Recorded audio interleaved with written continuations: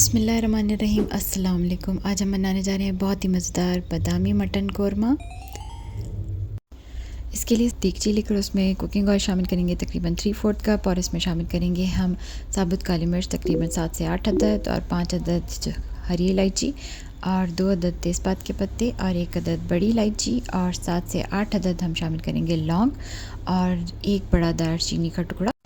ये तमाम साबुत गर्म मसाला इसमें शामिल करके हम इन्हें अच्छी तरीके से कड़कड़ा लेंगे, और इसमें शामिल करेंगे 1 खाने का चम्मच लहसुन अदरक का पेस्ट। इसे भी शामिल करके हमें इसे अच्छी तरीके से फ्राई करना है। इसे अच्छी तरीके से गोल्डन करने के बाद हम इसमें शामिल करेंगे आधा किलो गोश्त। ये मैंने मटन का गोश्त लिया है, आप चाहें तो चिकन या बीफ भी ले सकते हैं। गोश्त को अच्छी तरीके से भूनने के बाद और इसका कलर चेंज होने पर हमें इसमें शामिल कर देने हैं तमाम मसाले, जिसमें सबसे पहले हम शामिल करेंगे लाल मिर्च पाउडर 1 टीस्पून लाल मिर्च पाउडर शामिल करके हम इसमें शामिल करेंगे 1 चाय का चम्मच ही नमक, और इसके बाद हमें इसमें शामिल करनी है हल्दी तकरीबन आधा चाय का चम्मच। हम इसमें शामिल करेंगे 1 चाय का चम्मच धनिया पाउडर और 1 ही चाय का चम्मच जीरा पाउडर शामिल करके हम इसे अच्छे तरीके से मिक्स करेंगे।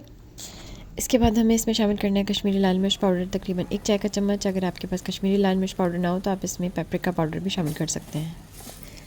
इसे अच्छी तरीके से मिक्स करने के बाद हमें इसमें शामिल कर देना है तकरीबन 2 कप पानी, और इसे कवर करके रख देंगे 40 से 45 मिनट तक। जब तक गोश्त अच्छी तरीके से गल नहीं जाता तब तक हम इसे कवर करके पकाएंगे। जब तक हमारा मटर तैयार होता है तो हम इसके लिए कुछ और तैयारी कर लेते हैं। इसके लिए सबसे पहले 1 खाने का चम्मच मैंने खशखाश अच्छी तरीके से धोकर उसको हमें भून लेना है, और इसके बाद हमें 6 से 7 अदद बादाम लेके उन्हें भी भूनना है, और 1 खाने का चम्मच ही हमें पिसा हुआ खोपरा लेना है, और इसे भी हम अच्छी तरीके से तवे पर भून लेंगे।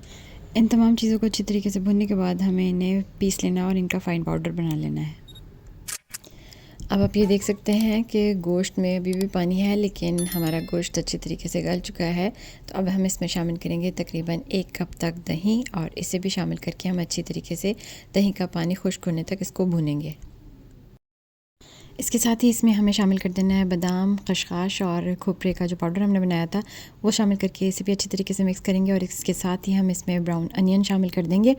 इसके लिए आप 1 बड़ी प्याज या 2 मीडियम प्याज लेकर उन्हें ब्राउन कर लें और उन्हें अच्छी तरीके से फ़ाइन पीस लें।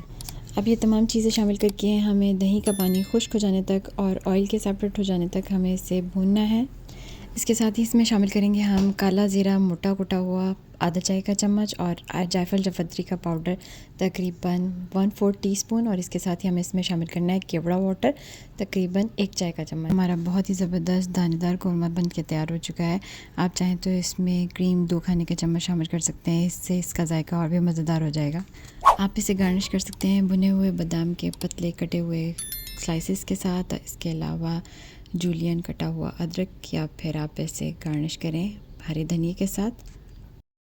अगर आपको मेरी वीडियोस पसंद आती हैं तो लाइक, शेयर और सब्सक्राइब करें, और मुझे अपनी दुआ में ज़रूर याद रखें, और मुझे अगली वीडियो तक इजाज़त दीजिए। अल्लाह हाफ़िज़।